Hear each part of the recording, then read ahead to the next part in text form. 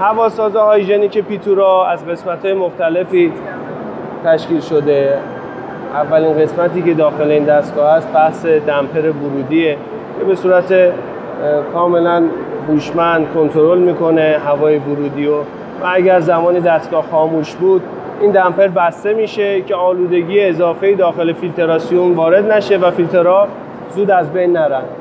فیلتر پیشمرگ یا پری فیلتر داره، فیلتر کیسه‌ای داره، فیلتر FF طراحی شده، کویل سرمایش گرمایش داره و پلاک فن که حالا این پلاک فنی که ما طراحی کردیم بدون تسمه هستش و به صورت کوبل مستقیم داخل موتور قرار گرفته و بحث عمل هواسازی رو کاملا با راندمان بالا بدون هیچ آلودگی انجام میده.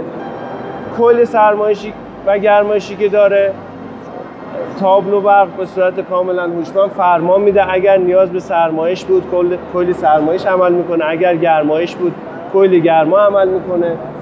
فیلتر کیسه‌ای که داره در کمترین زمان ممکن فیلتر تعویض میشه اگر نیاز به تعویض بود.